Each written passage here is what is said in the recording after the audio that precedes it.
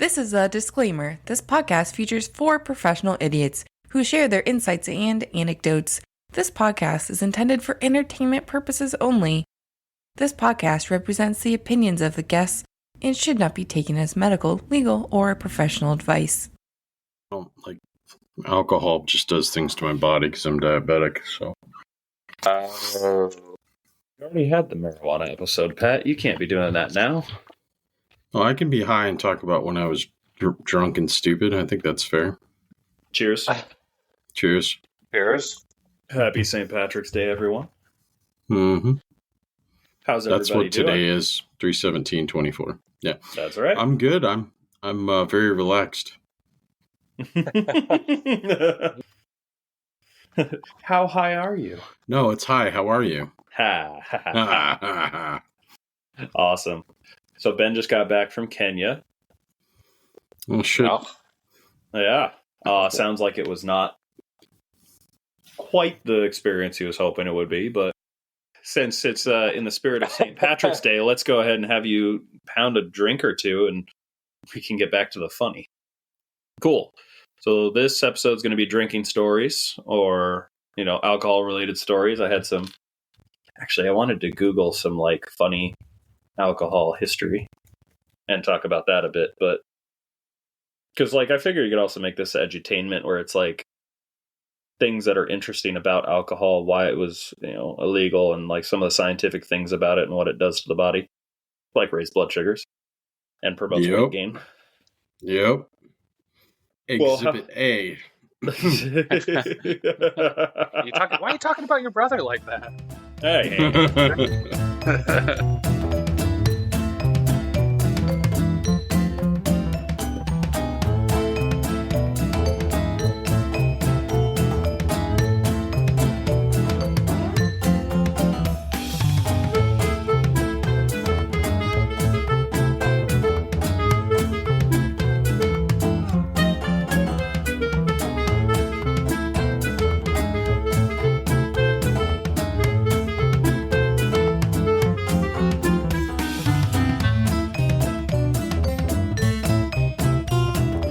Welcome back to Overqualified Idiots.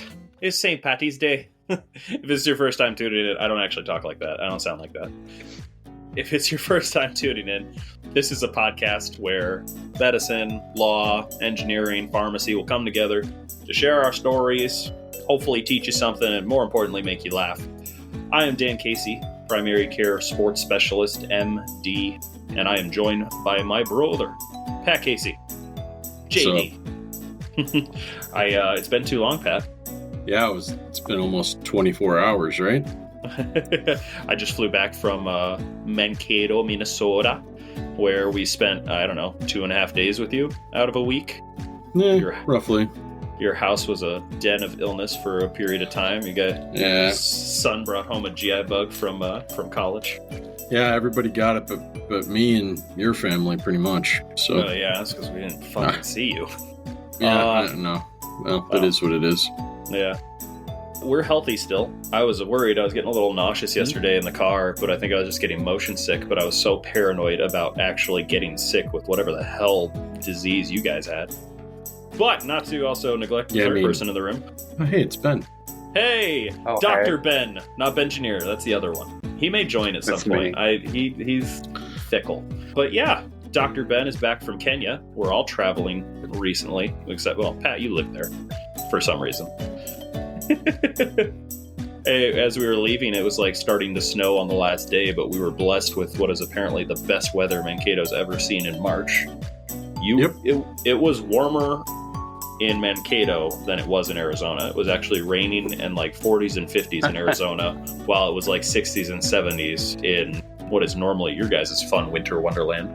Yeah, typically you'd get snow and have below zero temperatures even in March. And we didn't even really have much of that in February. And everywhere only a week of it in January, so... Yeah, everywhere I went, people kept being like, oh, go out and enjoy the nice weather. It wasn't a recommendation or a suggestion. It felt like a demand. I can't go out there and enjoy it. You better get your ass out there and do it for me, goddammit.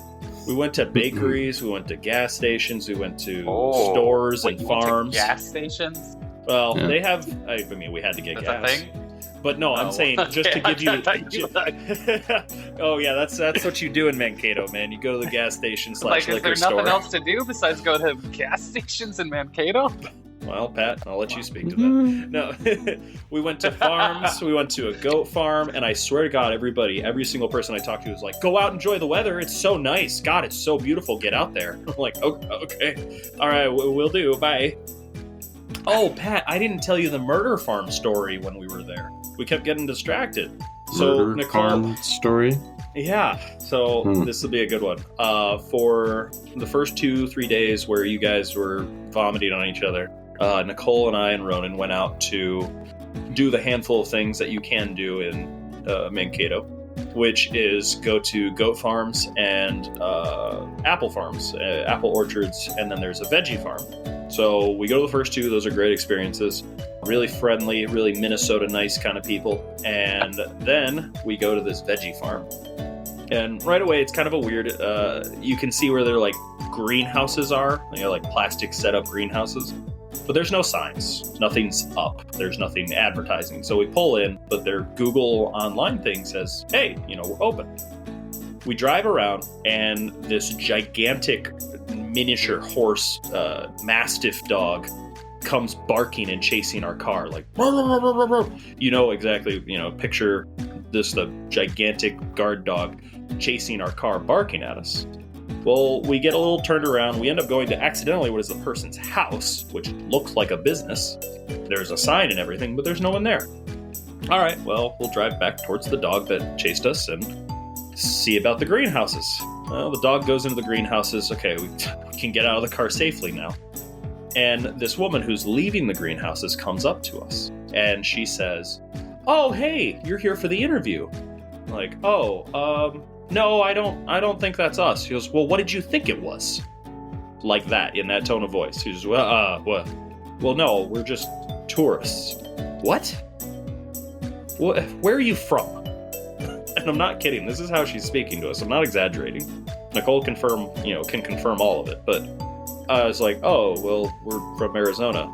Oh, that's why. Well, go in and talk to her. She's busy at the moment, but she'll be with you. Pat, you told me Minnesota Nice was a thing, and that was not what I anticipated. We talked to the owner, and we have a similar experience where she's all like, well, wait, why are you here? We don't open for another month. It's like, oh, okay, your online page said you were. We can get going, because already we want to leave. We've been chased by a dog. We get this very Deliverance kind of vibe. All we needed was a guy sitting in a chair playing a banjo going, we don't take kindly to your type around here, to really get the message. But this woman stops us, and she goes, well, what are you trying to see? Like, oh, we're just checking out farms. We're here for the week with family. We're just kind of exploring. He goes, yeah, well, come back in a month and we can do something for you, but you're not here for the interview? No, we're not here for any goddamn interview. Interview for what? I don't know. I don't have a job. You never said, like, what the job was? It was a you didn't ask for farm. A job description? You're not adventurous spirit. If it was Sean or I, we go, which position was that for today? And then you find out, like, oh yeah, I'm totally here for that interview. Yeah, I definitely want that job. What's the pay for that? I didn't see anything on there. Well, yes, your job's to sit on this rocking chair and play a banjo with a shotgun between your legs. And tell people that you don't take kindly to strangers. Yeah, so that was our murder farm story. We definitely thought we were going to die leaving that place. So when we finally got in our car and got out of there, it was very much like, all right, no more farms. We're done with farms now. We don't go to farms anymore. I don't know when we went from Mankato, Minnesota to fucking Alabama, but it happened. So, anyways, Pat, you lied to me about Minnesota Nice. There's people like me lurking about Minnesota too, so. I'm glad you did not describe yourself to be Minnesota Nice, and there's just. Oh, I tell people right off the bat, and if they get taken aback by my abruptness, is like, I'm not Minnesota Nice. I'm just going to tell you how it is. If that's not something that makes you feel comfortable, or if you want me to sugarcoat it for you, I'm not your guy. No, so. He's Arizona direct. That's how it works. Brutal Southwest. honesty. Southwest poignant. Hey, Ben, how was Kenya? You're back from your trip. So, like, I was working there for a month, and I mean, overall, like, great experience medical-wise. I got what I went with, like, certain ideas and plans. Like, I wanted to learn about death and dying and that kind of culture there with how pain's managed. I wanted to see religiously and culturally how things are handled there with decisions. So, like, I got those things. I mean, I went with, like, this idea that, oh, like, I'm going to be getting away from all of the troubles in the States and a reset. And, like, I thought, you know, the thing I battled with that I was mentioning is, you know, we go there and we provide care, and, like, you see the immediate acute impact of, like, you're seeing 200 patients a day, but in your group almost, and it's like you're providing Jesus. care, obviously. Good Lord.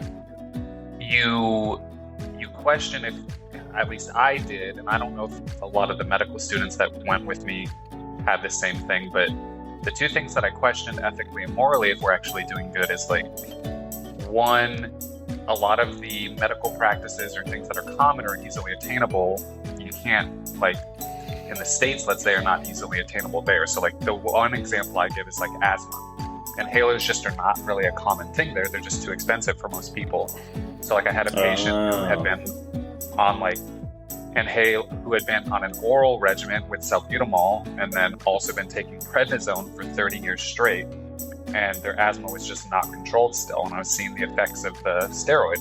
So I wanted to transition them, and we gave them all the resources to be able to get insurance and everything. But I left wondering, like, okay, am I actually making any difference? Or am I being unrelenting by not trying to treat them in the manner that they can easily treat there? You're just working within the boundaries that were set for you. Yeah, and I think that's... Pat, can you mute yourself while you're eating? I thought I was muted. Nope, I can hear you chewing. Am I muted now? No? No. All right, well, this mic doesn't mute well through this. Did you just Sorry. smack your computer to mute yourself? No. Oh, okay. No. Just that, and the other component is, like I was saying, like, you go there and there's some people that haven't seen a doctor in 4 years because they've just been waiting for the Mzungas, or the white people doctors to, like, come and provide care. So It's a cool if name. you have people that are seeking care, but then they're only wanting care from the white doctors because then they don't trust the actual doctors that are there in their village, then I kind of question if we're actually promoting quality health care and, like, wanting to take care of yourself, because if anything, we're taking business away also from the locals. And I feel like there's something more that we can do in general when people go abroad to provide healthcare, in that I think you need to actually get involvement from the local community physicians and clinicians so that you build that trust and that relationship. Otherwise, you're just going to have people waiting and then avoiding getting medical care. Well, I'm surprised that wasn't already part of it. I'm surprised that infrastructure isn't already laid, groundwork to actually have them working with you. We did, though. So, like, we have, like, 2 clinical officers or physicians there that are working with us, and we work under their license. But, we're going out 2 to 3 hours, in the bush, basically, to random places where the next town is, 2 or 3 hours away to a major city. So it's not that you can get every clinician in that area to come to the village and work with you that day. It's just not possible. Well, that's regrettable. Yeah. I guess you just try to do what you can, man. I don't know that the systemic things you're talking about are going to get solved by you on a 1-month trip. I don't think... I get that you're putting the world on your shoulders, but you do what you can with what you have where you are, and you go from there. The fact that you're doing something, if it's not negatively impacting something, I can see your concern about, like, this almost savior complex, and they only want to see the Mzunga doctors, and they don't want to trust their local physician. That could create, problems there, but, like, ultimately people are also responsible for their own choices. You do what you can. You provide resources, you provide care, and at the end of the day, if people don't trust their doctor, they're not going to trust them after they see you either. I don't know. I think that you're doing what you can with what you have where you are, and that's the best you can do. And that's doing more than anybody who isn't there helping out too. I'm just an anxiety-driven, self-conscious individual that just... I couldn't tell. Ruminates on these things. Well, I'm glad you're back. Sorry the trip didn't go exactly the way that you had hoped, but I think you were doing good work, man. I don't know. You did more good than we did in Mankato seeing murder farms. So, but today... That's a really low bar, man. We're doing good. We were doing good meeting the locals of Mankato. That's what we were doing. Yeah. Oh, we did support local businesses. We did buy some excellent blueberry pies, which is apparently what's in season there. Did you go out to that to the place just by Lake Crystal there? Yeah. Okay. Yeah, it's like an apple place orchard. Is awesome. Yep. But they have really good pies. We got a French silk pie, and that was a mistake, because that was basically like a hard mousse. French silk is supposed to be light, fluffy, and I felt like I was chewing my pie. But when it comes to like their fruit pies, that's what you get there. Those things are phenomenal. Yeah, they've got a caramel apple thing that they do that's just, again, Exhibit A. Anyways. Exhibit Yeah, I still have not had pie. I might be diabetic if I live next to that place or close to it. I can't even remember the name of it to give him a shout out. I lived like a mile away from it for a while, kid, so I know exactly what you're saying. Not that many people are probably going to hear this and go, oh yeah, I need to go to Mankato, Minnesota. But if you happen to be out there, check out the apple orchard. They got good pies. So this episode today, and it's a hard segue, the only thing about to do in Mankato is you guys have like tons of breweries and wineries because all you do is sit inside and drink while it snows outside, apparently. Except for the 1 week of the year where people yell at you to go outside because it's nice. Yeah, it's the most Minnesota nice. They want you to enjoy your life, Dan. Get outside, touch grass. It's like a New Yorker being kind. That's how it feels. Get out there. What are you doing? Why are you inside right now? So we can see the sun for the first week in I don't know how many months. So ultimately, today is St. Paddy's Day. So of course we celebrate by getting drunk and speaking an Irish accent. But ultimately I wanted this to be the alcohol episode. We had the marijuana episode, and I figured we could talk about some drinking stories, keep it semi-professional. So you got to be careful what you put out on the internet. But no, do we have any good drinking stories or any good drinking alcohol facts? I have a few, but I figure I'd give you guys the floor. Well, I mean, I had a feeling you were going to start strong, Pack. At 45 years old, I've got a few drinking stories that are hilarious. Like 45 years young.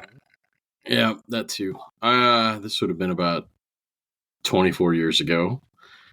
Just after I'd finished finals, went out downtown with the guys because I didn't have anything to do for a couple days till graduation. So of course, why not go down to the bars and get smashed? Anyways, and when you said go down to the bars when you're talking about Ripon, Wisconsin, it's like about a 3/4 of a mile walk from campus. Not even. It's actually like right.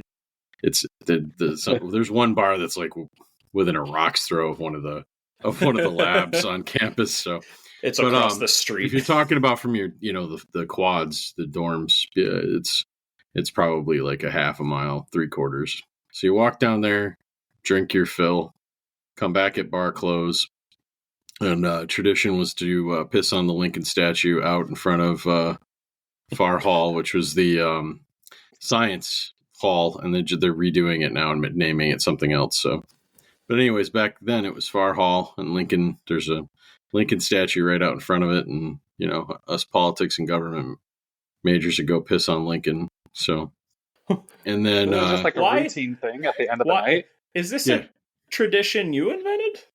No. It predates me. I'm not that smart. But anyways, so after urinating on one of our most beloved presidents, we went. We were walking back. The rest of the half mile now, and there's a bike just sitting out in front of one of the administrative buildings.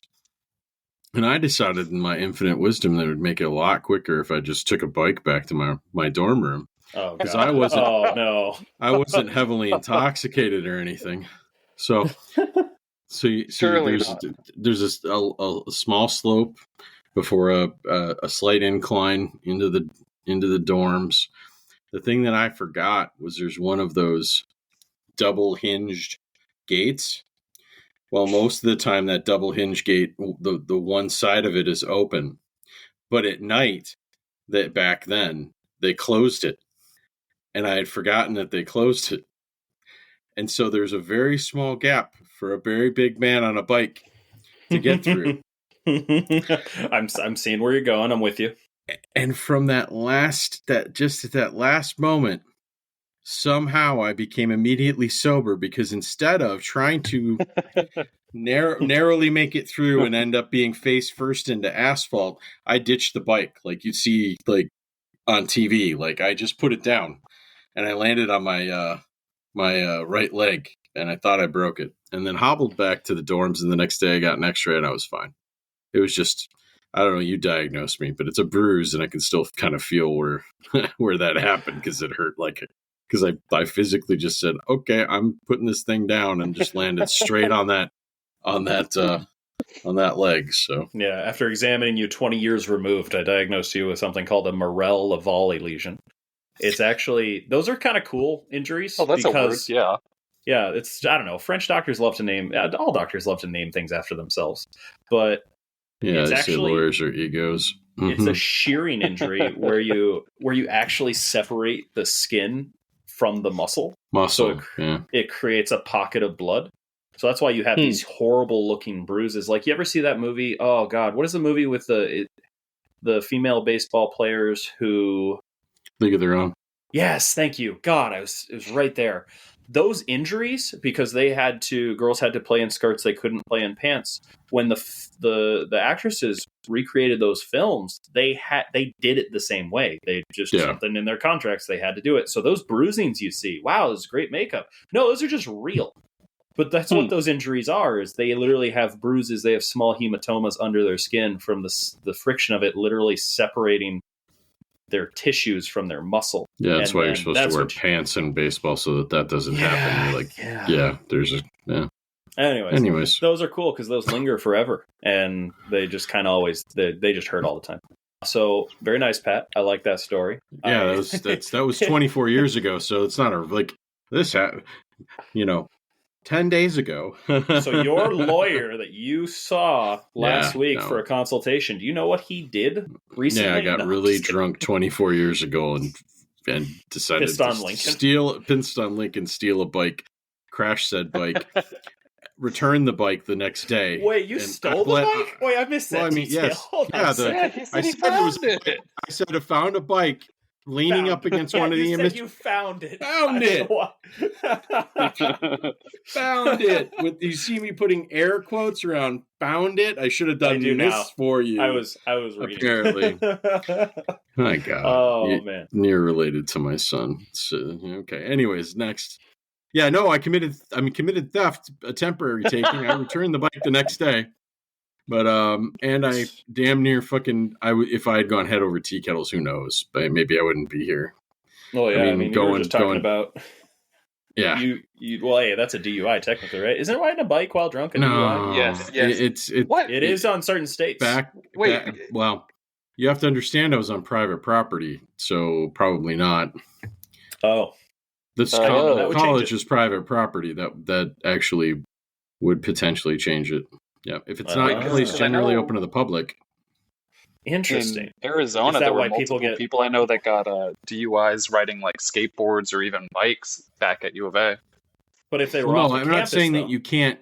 I'm not saying you can't get DW or OWI on a bike. I'm just saying in that context, I couldn't because I was on private property. I was on the college campus. That's why all the college kids get like MIPs, like minors in possession, instead of DWIs. Okay, that makes more sense because the campus security would be the ones to bust them. But if they're on the wild, at U of A, That's a public campus. That's a public school.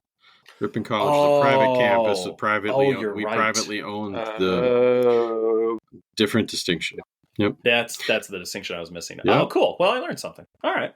Well, Arizona also did their weird thing where they did, even if you didn't have the alcohol on you, they could still cite you. I thought it was the weirdest thing as an MIP because it's technically in your system, in your stomach still. So that's where they gave you an MIP or an MIC. Why would they do that? Statute. Yeah, agreed. Yeah, that's exactly right.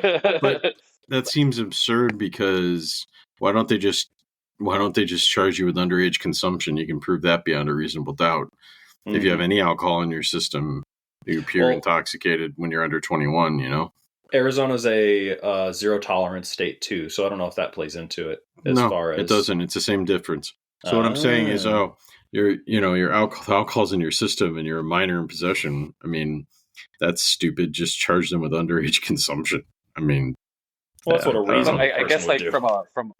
So I guess I don't know then, because if you're equating them to be the same, does that mean if you're to go to court, is it easy to get the charges removed if it's, let's say, an MIP, MIC versus just underage consumption, though? I guess it depends on how your jurisdiction deals with it. In this one, I don't see.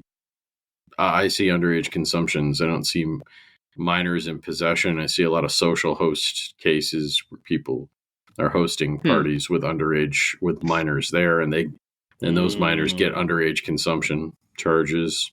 So, yeah, got it. That's the context I get it in. And in honor of St. Paddy's Day, I should probably mention I'm drinking Santan Brewing Company's Moon Juice. That's one of my favorite IPAs. Ben, what's your poison? I am doing a Dogfish Head, which I have not had Dogfish in a very long time, and I think they're an Arizona base. I was going to say, that sounds super familiar. I'm doing a Szechuan sour. Oh, I hate sours. Except that sour you made me try. What was the name of that brewery you took us to? Lost Sanity. Lost Sanity in Mankato. I really like a couple of their IPAs. Shout out to them. They make good beer. Hopsophrenia, full pulp IPA. Yeah. Lost Sanity. They make good beer. There's no question about that. Earlier, I was looking at like a list of fun facts and about alcohol. I'm consuming Elf THC in a liquid form that I'm smoking. So we already did the marijuana episode. No, but I mean, I told you I can't drink. Didn't we start the episode with it? Do I have to remind you of the things that have gone on? I'm high, but apparently not as. You may have to remind me more as the episode goes on. Oh, okay. Alzheimer's is just hitting Dan. Alcohol. Yeah, let's not joke about that. Alcohol is among the most commonly misused addictive substance. About 12.7% of Americans meet criteria for alcohol use disorder. Excuse me while I take a sip. Mm-hmm. According to a 2015 study, light-eyed Americans of European descent consume more alcohol than dark-eyed Americans. I'm blue-eyed Irish descent. Let me take a sip. Wait a second. What? Another study found that blue-eyed Americans of European descent had the highest levels of alcohol misuse, suggesting a genetic link, making them more susceptible. Allow me to take a sip. I'm not meaning to make this sound like a drinking game, but it's more along the lines of like, I don't like how applicable all those things are to me. Yep. Anyways, moving on. So I figured I have stories. I don't know how many of them I want to tell, considering I still have a job. But I will say this. Alcohol, everyone knows alcohol is processed by the liver. We know this. The one thing I tell all my patients, and this is because everyone takes this medicine like candy and doesn't realize the potential harm, and I don't know how many 45-plus-year-olds tell me, oh my God, I didn't know this. Because I feel like this needs to be a public service announcement. Alcohol is processed, if I'm not mistaken, by CYP3A4 is the name of the enzyme. That's the same enzyme that processes Tylenol, acetaminophen. If you drink alcohol, you should not take Tylenol. This is the public service announcement. Those two do not mix. Tylenol is one of the safest medications. You have to be trying to hurt yourself. 4,000 milligrams in a day is like the max dose. Most people take like 500 or 1,000, like 1 or 2 extra strength a day. So really, there's a lot of room for what people can take and be fine. But if you mix it, any amount of it is dangerous because alcohol kind of gets preferential treatment by the liver. So then Tylenol gets shunted to a toxic metabolite that will damage your liver. So if you have a headache because you're hungover, there's still probably alcohol in your system. Don't take Tylenol. Probably better to reach for something like ibuprofen if you can take that safely. But also alcohol causes gastritis, so you might give yourself a tummy ache. Anyways, point is, public service announcement. Don't mix Tylenol and alcohol. I don't know how many people I explained to this. That, and I'm 45 years old. Yeah. That demographic. Nobody taught me this. Did I say 45 plus? Because I didn't do that on purpose. I did it because that's just my patient population. No, you 100% did. Yeah. Anyways, all right. I got stories, but I'm hesitant to tell them. Ben, do you want to lead with one? I mean, there's a number, but I thought one of the interesting things still in medicine that we use, and you kind of mentioned it with like alcohol use, is I've always thought it's interesting how men and women have different, at least in the US, we have different criteria for when it's considered alcohol use disorder for a man versus a woman, for how many drinks per day or in a week you can have. Yeah, it's different, Pat. I see your skepticism. It's 100% different. What? Yeah. See that? Yeah. There's a different standard? Correct. Yeah, so the way that they classify like alcohol use disorder for men versus for women, they base it on sex for how many drinks either in one period in a day or in a week that one can consume. Because it's more acceptable for men to drink more than women? That probably plays a factor into it, but I'll let Ben elaborate further. Well, so like, for example, like for men, they say like consuming 5 or more drinks on any day or 15 in a week. Whereas for women, 4 or more on any day or 8 or more in a week. That's where they start to draw the line for like alcohol use disorder. And like some people have like cited. Seems completely arbitrary, right? No, it seems like an assumption's being made here. Well, a couple, like I'd say 16 of them, to be honest.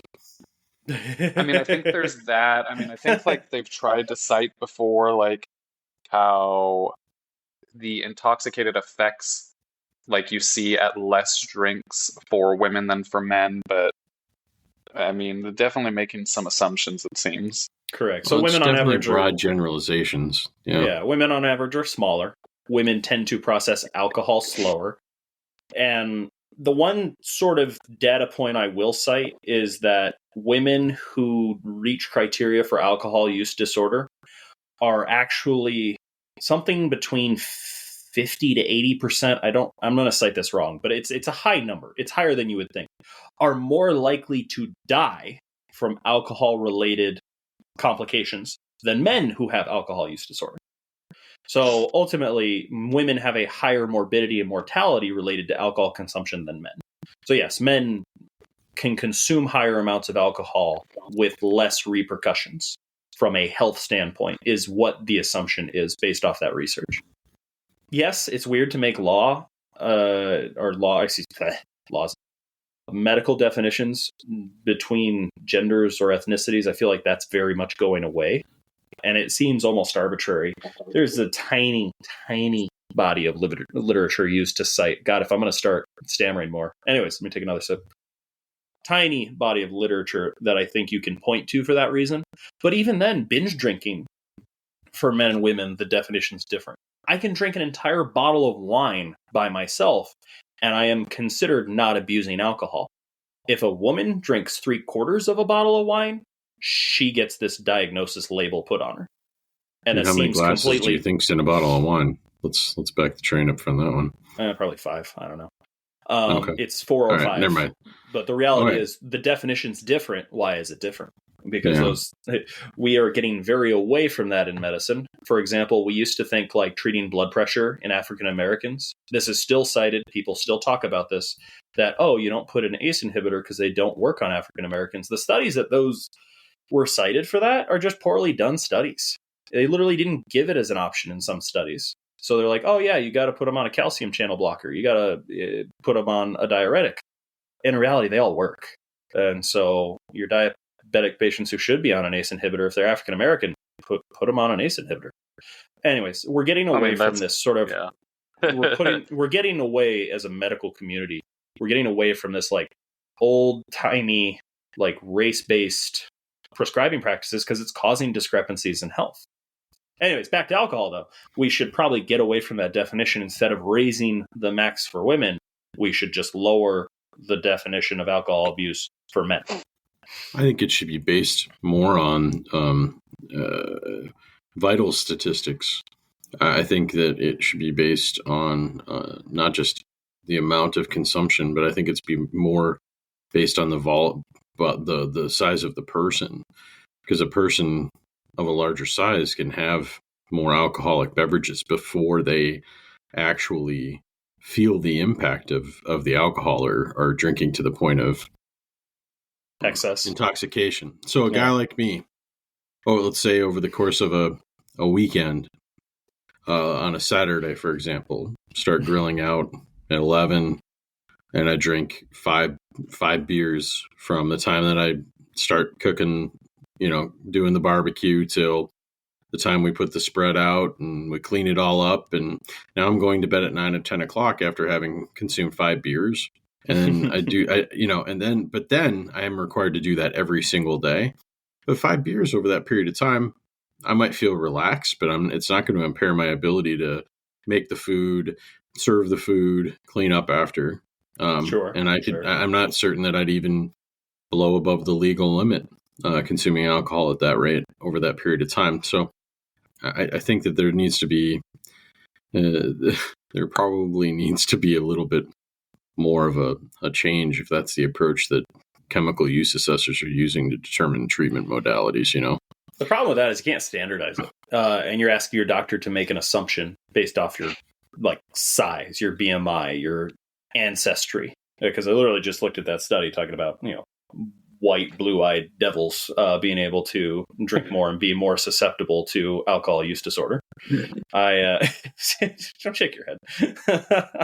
You're never going to be able to come up with a medical recommendation that takes that into account for everyone, because then you got to assume even more about what somebody's tolerance for alcohol is. Well, and my thought on that is, if you think that that's the case, rather than put that in a chart, you might want to have the person recommended to do an assessment to determine if a professional who can actually assess all of the factors that should be considered in going into that, as opposed to a doctor at a 15-minute, yeah, good luck appointment. Doing that 10-15 minutes. Yeah, that's what I'm saying. That's what I'm saying is that there are places that can do assessments, and some of them on your local community's dime, if that's an issue. And as a medical professional who's just a family practitioner, who's, how you doing? These stats all look good. You look good. All right. Well, it's good seeing you. For the most part, that's not a good enough interaction. And people don't accurately report when you're talking about those stupid forms anyways.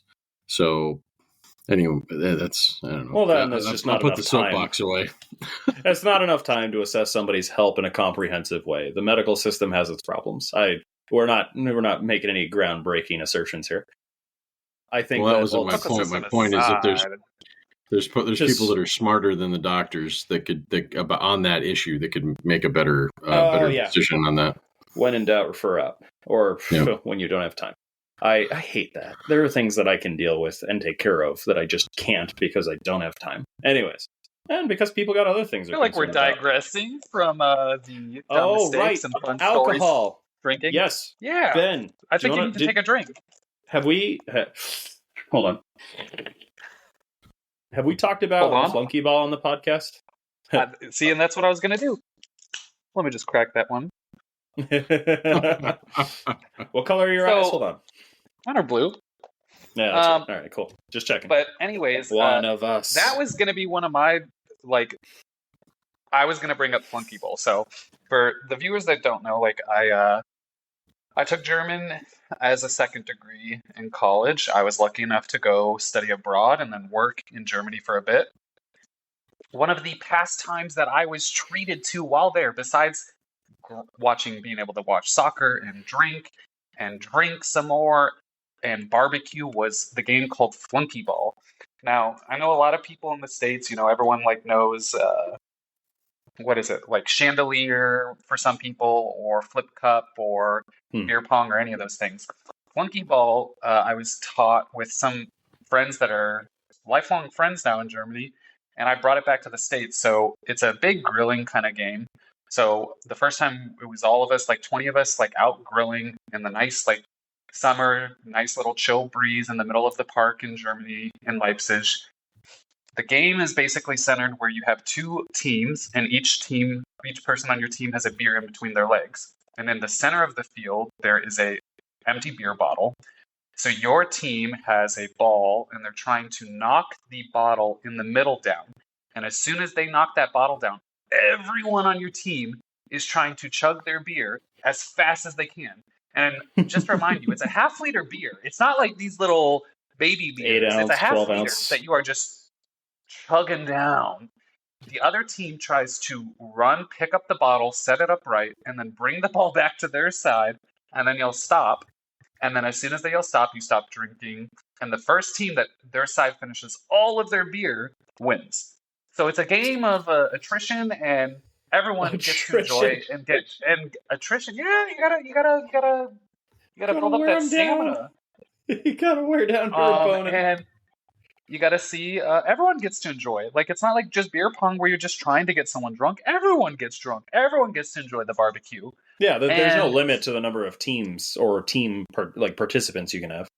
Yeah, and I brought that back to the States, and that is probably one of my favorite pastimes that we did in kind of your final years, and when you guys got into med school and pharmacy with Ramon, was just grilling out and doing those.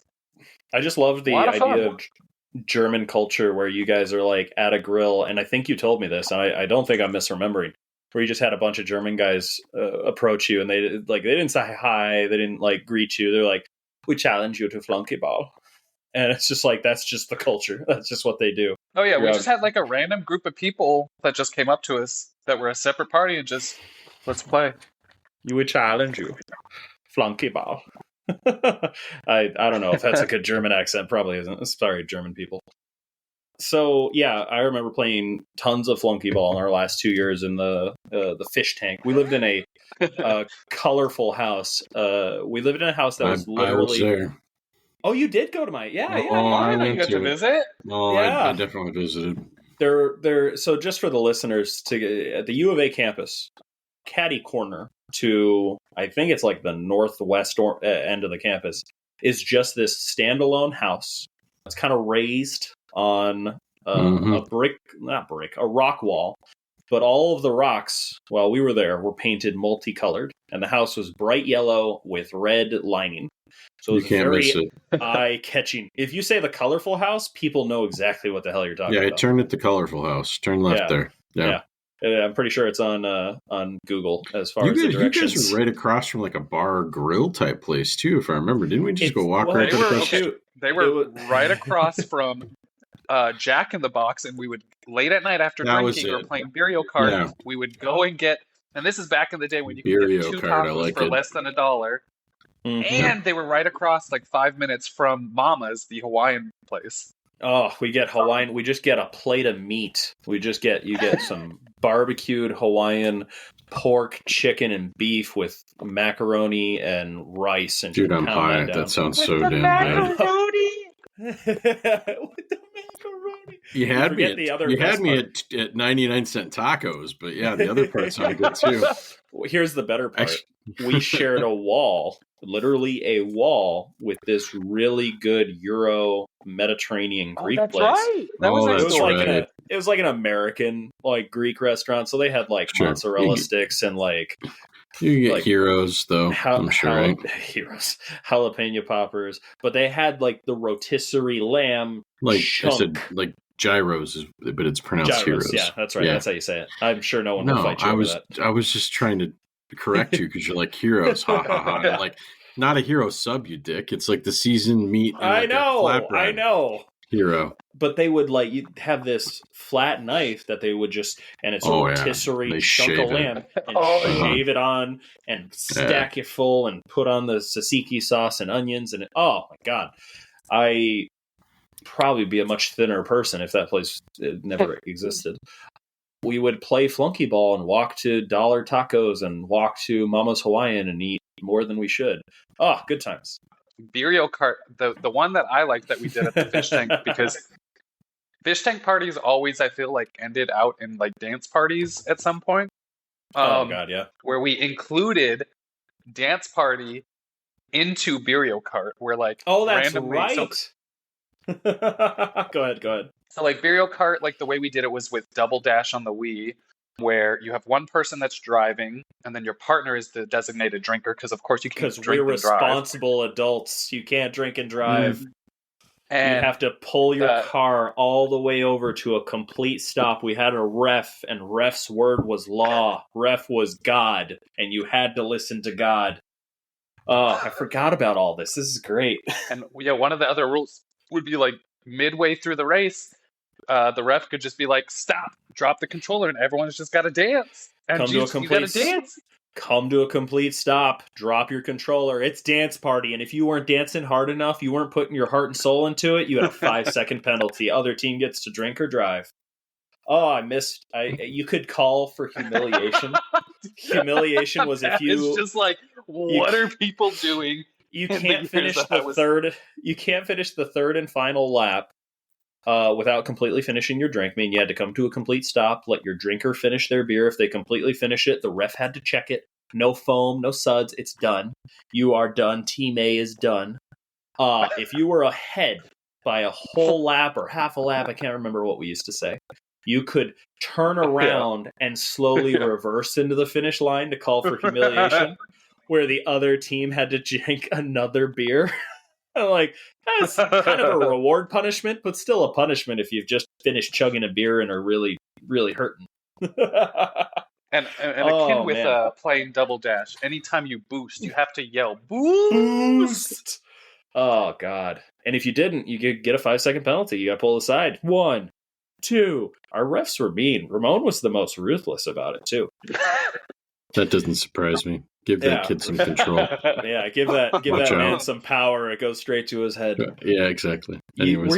Were you there, Ben, when we played Extreme Croquet? Yo! That's dangerous. Right. So first during the day.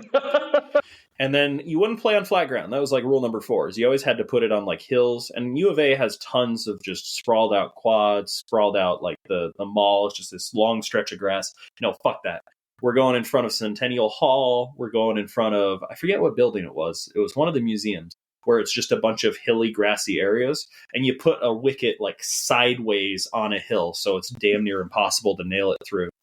The last time we played, or at least the last time I remember, we played, and I think it was like 10 of us. And I'm pretty sure you were there, Ben. We played, and unfortunately, halfway through the game, we're all pretty heavily intoxicated at this point. This isn't college. This is many, many years ago. Just saying. Disclaimer. Pat has 24 years. I probably have 10. A decade. Yeah. The sprinklers go off. Halfway through the game, the sprinklers go off. And this is not like, this is, what's the term? Starts with an R. Repurposed water. It's sewer water. It's shit water. It is. Boy. It goes off. Everyone runs away. But this is Ramon's croquet set that he's had since his brother gave it to him at the start of college or something. And Ramon runs back into the water. He runs back into it, and he kind of does this, I don't know, like a baseball slide. He slides down in front of where the bag that everything comes in. And he starts trying to put things into the bag. There was a sprinkler like 3 feet in front of him, spraying directly at his face, going from side to side, doing what sprinklers do. And so Ramon is just getting pelted in the chest and face as he's going, "No, go on without me. I'll save the croquet," throwing things into the bag.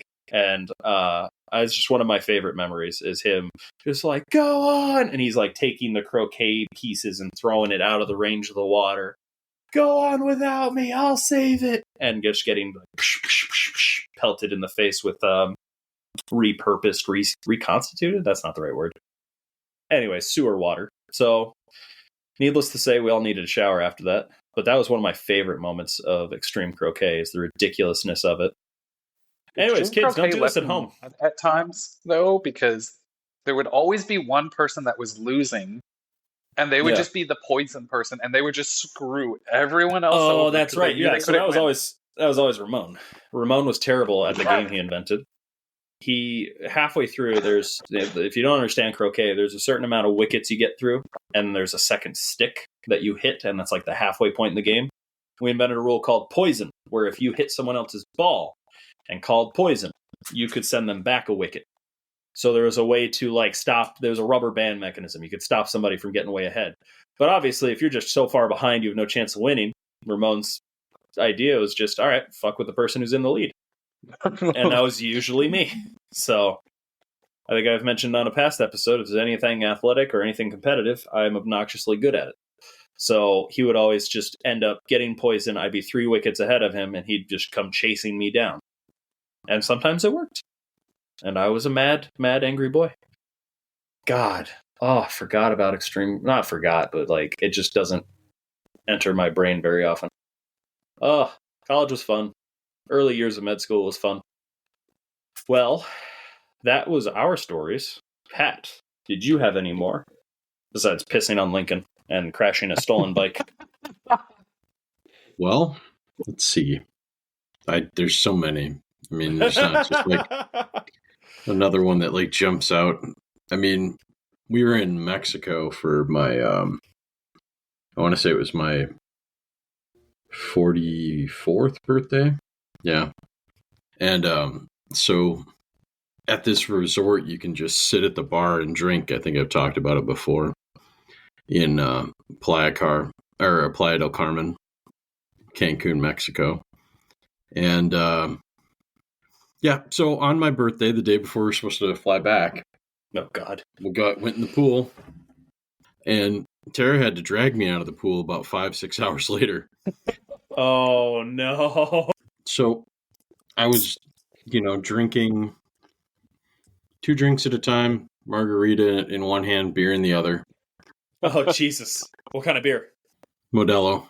Very good, very good. Well, good Mexican beer. And so I was telling the bartender in Spanish that it was my birthday over and over again, and calling him handsome and trying to get his attention to muy guapo. Muy guapo. Yeah. Guapísimo. Anyways, and so I'm drinking 2 drinks at a time, and then Alex is 18, so in his infinite wisdom, we should do shots. Oh, Jesus. Roughly 26 drinks and 6 hours later. Oh. Blackout Pat finally got out of the pool into the elevator. And then out of the elevator, as I got out of the elevator, I picked a fight with a potted plant, and the plant won. Wait, hold on. And now you have to know, Tara had to pick up all my stuff, my shoes, my socks, myself, everything. So she's carrying that, right? Sure. Along with her own stuff from the pool. And so I don't have any shoes on. And these are like marble floors. They are slick as snot. So when I say I took on that plant feet first. Yes, you should go feet first time when you hit the potted plant. I mean, that's how it's safety, folks. It really is. He goes for the feet drop first, kick. First time. His first move is the finisher. No, it's more like the beached whale move is what it was. So now my own children are having to help me get up off of the floor. Proud moment for you. Yeah, no, yeah. So then I go back to the room. We ordered room service. I took my multivitamins. I ate my food. I woke up the next morning feeling like $1 million, and at the age of 44, and we flew back without incident. I wasn't even a little bit tired. Your kid did not take a video? Oh, yeah. As soon as I wake up and I get cogent and I go, oh my God, did the kids take any pictures or videos? No. Fuck. Thank the Lord and Sonny Jesus. So that's a more recent history. But I'm in Mexico. It's my birthday. Mis cumpleaños. So I'm screaming that at the top of my lungs in the middle of the pool. There's tons of other people around. Yeah, it was pretty damn funny. Did anyone buy you drinks? But there's a follow-up story. Oh no. Last time we're in Mexico, we're going, and this is so 2 years later from approximately 2 years later from that time, we're walking, in Playa del Carmen. They've got a number of shops and restaurants, like I told you, that are that are worth going in and, buying stuff. All the shop owners, they always harass the heck out of you, man. They're like, come see my stuff, come see my stuff. So I have patented responses for most of them. I said, well, you have a great day, or, that sounds awesome. Have a great day. Something really, just trying to be very nice and blow them off and completely ignore them as I keep walking. Sure. But this guy is super persistent with me to the point where I'm starting to get pissed off. And he says, but no, it's me. And I went, me who? Felipe. It's me, Felipe. So the bartender. Yes. So we ran into on the street the bartender from the place. So you were calling the one you kept saying was handsome. Yeah. So then I had to go into the store and buy something from Felipe, right? I mean, shit. The muy guapo Felipe. Yes. Well, he remembered me. He remembered me. Yeah, I felt obligated. You're hard to forget. Oh, whatever. If anyone's met you. Yeah. Okay, if you're screaming mis cumpleaños and calling me handsome, I'm going to remember you for the rest of my life. I just figure all of us Americans look alike. We're all dumb, loud, and obnoxious. So. Oh no, it kind of takes it to a new level, man. I think you imprinted on that guy. You imprinted on Felipe forever. It's me. It's Felipe. Oh, guapísimo. Oh man, I gotta follow that up. I don't want to follow that up. That's amazing. World. Oh, well, it makes sense. I assume people probably work multiple jobs everywhere. It's still in the same city. Yeah. It doesn't surprise me, but the jobs at that resort are are highly sought after jobs. If they pay well in comparison to other places in that part of the world. Americans tip for some reason. Yeah, we do. We tip generously. Most of us. People that do. Anyway, sorry, I got my opinions on that. That reminded me. I can't tell that story. Well, you mentioned Blackout Pat. I've never met Blackout Dan. It's only happened once. I haven't either. Fairly enough, I haven't met Blackout Dan. I met Drunk Dan. Yeah, I met drunken fighting Dan, but drunk what Dan about the Golden Mile? Oh, what about the Golden Mile? You never? No, I did Blackout. I remember that very well. No, my blackout. Oh, hold on, let me take a sip. My blackout experience was at Sean's going away party. Drunk Dan likes to fight, but he doesn't instigate fights. He just finishes them. I don't know why. There's something about my face that people love to challenge me to fights at bars. People just decide I'm the person that, he's big, he's got some muscles, but he's kind, so I can kick his ass. I have been challenged to a fight on at least 4, maybe 5 occasions by other blackout drunks. And I will tell you, fighting a blackout drunk's the easiest thing in the world because they lose to plants. So... exactly. Yeah, we do. I don't know, man. It's something about my face. People want to fight me. But the reality is, the one time I blacked out was at Sean's going away party. He gave me Fireball, and that was a mistake. Big mistake. We were doing shots. When you say his going away party, was that when he was moving to Minnesota? Yeah. All right. The party before then. So this was, I don't know, 8 years ago, 9 years ago? 2015. So, yeah, 9. Ago. Oh, yeah, 9. Jesus. It's 2024. Hey. It is. Happy St. Paddy's Day. Cheers. I said 3/17/24 at the start of the episode, but whatever. Like I said, you're going to have to keep reminding me as time goes on. I'm one of those people who maintains my physical faculties when I drink, but my decision making goes out the window, as well as my processing power. So ultimately, when I blacked out, apparently I tried to put on a jiu-jitsu clinic and teach people how to do jiu-jitsu. And these are Sean's friends. See this? These are Sean's. Sean's friends are not under $3. Anyways, go. Yeah, no. Sean's friends are big people, and some poor lass was dumb enough to accept me teaching them jiu-jitsu, and I showed her how to do an armbar. And at one point, I apparently refused to let go of the armbar. I remember that. That's the first and last time I've blacked out because I don't like being told stories about myself. That makes me concerned. I don't know. I find it amusing. I mean, I found out how funny I am, and then you really the best part about it is you you get told things that you're like, I have no independent recollection of that whatsoever. I'm innocent, Your Honor. I'm innocent. What's that little guy? But that was Blackout Dan. You remember what you remember, and then they tell you the things you don't remember, like those pieces that you're just like, what happened from here to here? That part I don't have in my mind. But no, I don't do that anymore. That's just silly, except for maybe on my birthday in Mexico again. I mean, other than that, no. I'll say like the last time where like I got that weird intoxication or like silly intoxicated was also when I was in Germany. It was like my last day there, and we went out to the bars. I was like staying in a hostel, met a few friends, and we were just drinking all day into the late night. And we go back to the hostel, and I go to sleep.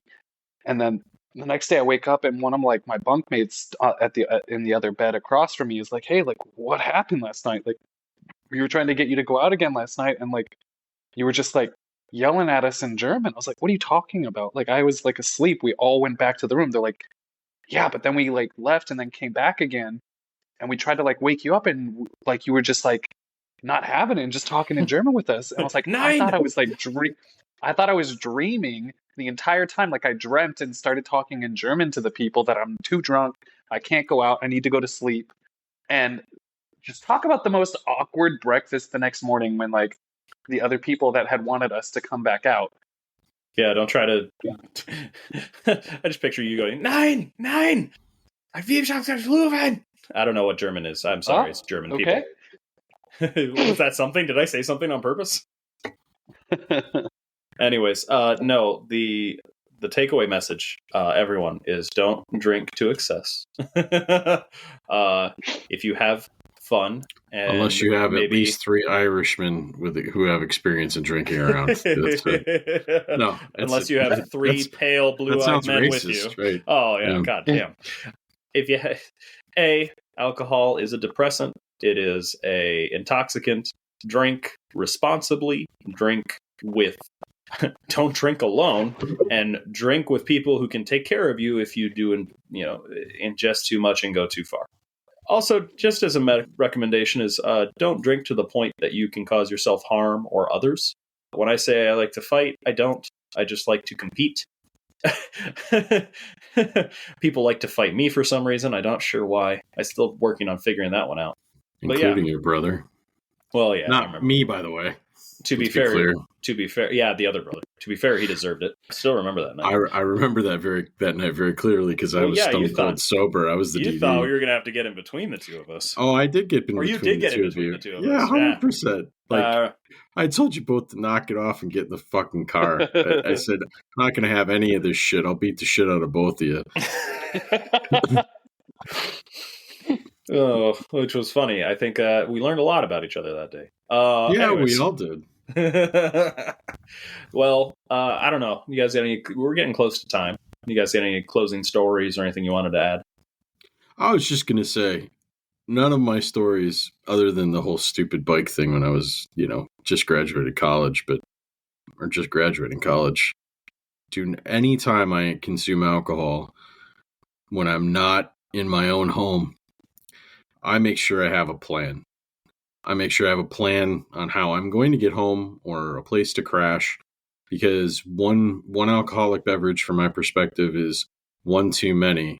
And so if I'm going to consume alcohol, I either have a DD or I'm going to Uber or I'm going to crash at my friend's place.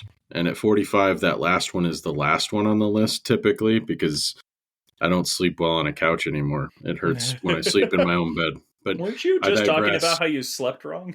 Yeah, my shoulder's still sore. It's still sore. Let's not go there. I miss the days when I could sleep properly and not hurt myself. Have a plan, because I don't care if it's $150 Uber. Your license reinstatement fee after you get popped for DWI is going to be 6 or 7 times that. The cost of a lawyer, all of those, if you got to put ignition interlock on your vehicle to, $100 and something a month and 2 months up front and all of that. A DWI these days will cost you about $10,000 if you're not careful, depending upon how you get charged.